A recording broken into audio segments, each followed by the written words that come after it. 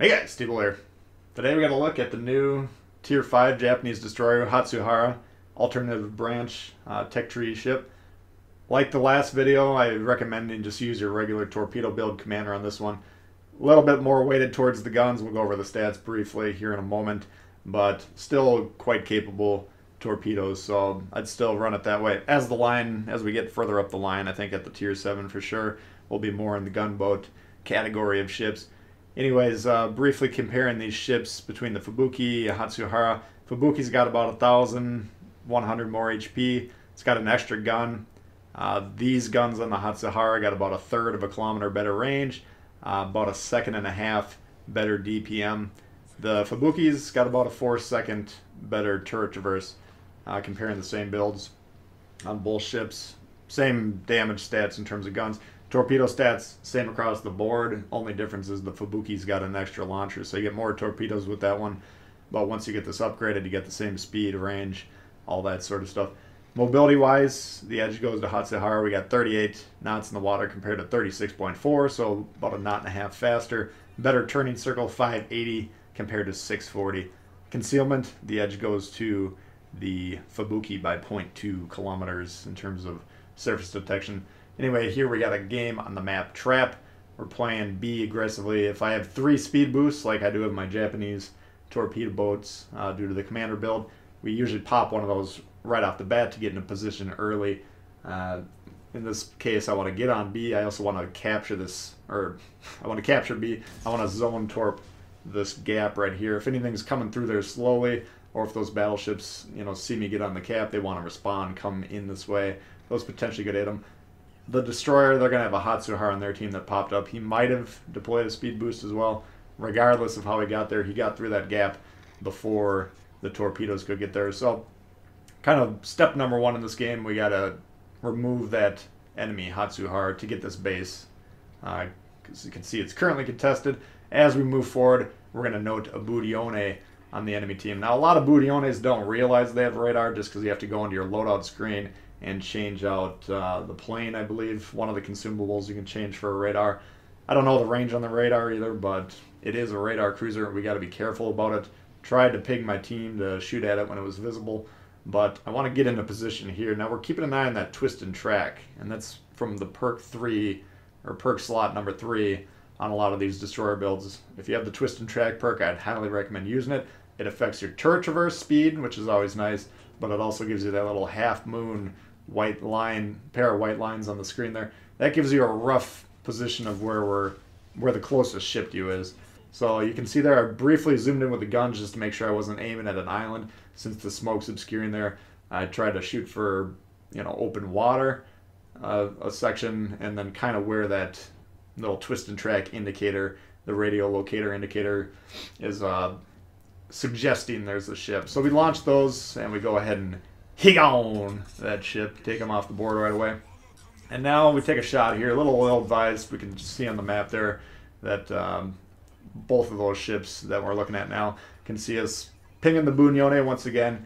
Always, if you're not playing destroyers but you're playing cruisers, battleships, you see any cruiser on the enemy team that has a radar, that should be a high priority target. Those are major threats to your destroyers, and keeping destroyers alive is how you win the game. So, he should be dead by now, but we'll give our team a little bit of time here. We're going to shoot at him. We're going to try and get in position here to hit this West Virginia with torpedoes as well. Got to keep an eye on the map, make sure those guys to the southeast of B aren't coming in. But for now, we're just fine sitting here, taking some shots. We do have the smoke deployed, and we'll go ahead and start getting some damage on these guys. Maybe scaring them off, and then we'll decide where to go from there. But once you've secured a middle cap, if you secure the middle cap first, you kind of have to pick a flank to go from there. We can see there's a lot of ships, enemy ships south of C. These ships are closer to me to start with. I'm close to A. It's easy for me to get over there. So we make that decision to go that way. We want to help them capture that cap. The key to Domination Mode is, of course, getting 2 caps at least and then holding on to those and letting your team win on score. But we got to be careful here. Budione's moving in close range. He gets close enough to torp that guy point blank range. He's going to go down here in a second.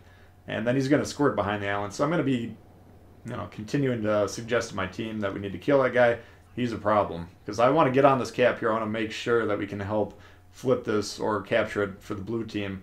And the sooner you can do that, the more points you're going to get out of it throughout the game. So ideally, you want to do it as quickly as possible. While that Budione is behind the island there, that gives us a little bit of breathing room. You know, we're just creeping into the cap here. We're helping capture now. We don't want to get too close to the Budione, of course. If he uses the radar, you know, we're close enough that he can spot us. He can potentially blast us. Our teammates are whittling him down. We're keeping an eye on it, though.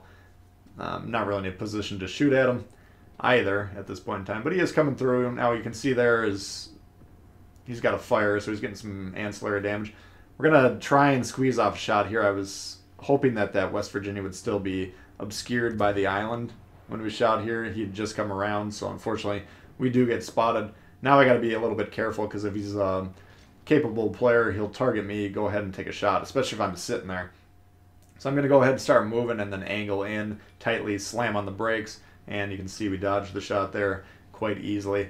Meanwhile, torps are coming in, and you know, again, 10-kilometer torps. Not the fastest torpedoes in the world, 63 knots, but assuming the target is sailing in a relatively straight line like that guy was, they'll get to him eventually and start hitting him. So we got a pretty decent shot on that guy. Now at this point in time, I'm going to take another salvo here, hoping to kill him. But once I capture this base, we got to move back into position, because once you've captured the middle and a flank, then your goal is to kind of defend the middle from the side that the enemy's probably doing better on, in this case C. So pretty tight in the scoreboard department, relatively tight in the scoreboard department I should say, pretty tight in the ship department. We're actually tied from that metric. So the game, even though we're doing pretty well so far, isn't, you know, a blowout or anything like that. In fact, they do take a ship lead at that point in time. So sitting over here trying to deal with this West Virginia, who's already got other people dealing with them. You know, yeah, we sent out another torpedo strike. Hopefully that'll take care of him, and in fact it does. But we don't want to get bogged down with that guy. He's playing behind the cap. He's not really in position to support what wins the game, which in this case, Domination Mode, is capturing and controlling those bases. So we want to move forward here, make sure they can't get into B for free, and you know, this guy's also attempting to get some flanking shots.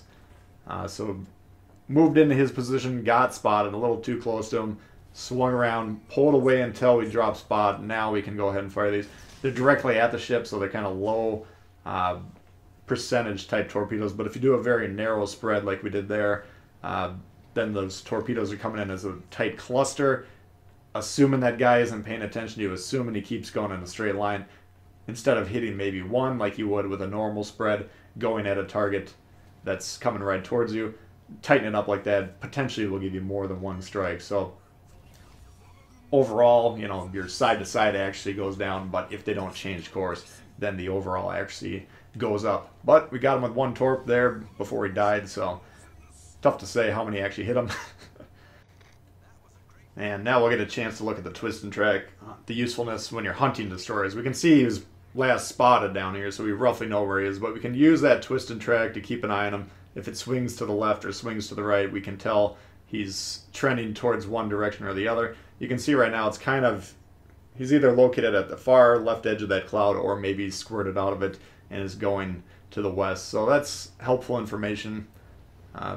You can see he doesn't have it, because if he has it, it would say located on our screen, because we're the closest ship to him, and whichever ship is being targeted by the twist and track, they get that little pop-up that says no or located. So he spots us earlier. He might be running a double concealment build. We're going to keep pushing forward though, do entice him to shoot here, and we're going to go ahead and start blasting away. Now look at the torpedo directions. We didn't do it right on the white line there, just because that's assuming full speed. If we knock out his engine, or if he changes course at all, those torpedoes that we launched, much more likely to hit. You know, if he's going fully from right to left, perfectly broadside, aiming to the left of that will never help, because he can't possibly go more to the left of the aim point.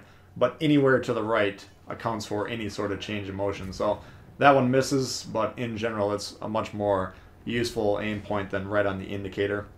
Again, you're trying to launch those torpedoes and then hopefully knock out the engine. Now we did a hard turn there, assuming he was torping on the indicator. Kind of surprised that they would, I don't know if he just misaimed or he was accounting for a turn on our part. Either way, You know, by doing that hard turn, we thought it was totally evade the torpedoes. Ended up going right back towards them, but luckily we survived there. And then we're just going to keep pushing forward again, keeping an eye on that white line, the radio indicator from Twist and Track. You can seeing where he's trending. You know, he doesn't have a lot of health left, so we just got to punch through this cloud. He just launched torps, so we don't really have a major threat of torps coming yet, but they are pretty quick reloading on these Japanese destroyers, especially that one, the tier 4. And we spot them, blow them up, and that's that. So that's a look at the Hatsuharu for you guys. Hopefully you did enjoy it. If you did, please hit the thumbs up. If you're new to the channel, consider subscribing. Lots of World of Warships coming all the time. Questions, comments, leave below. Love to hear from you guys, and we'll see y'all later. Peace.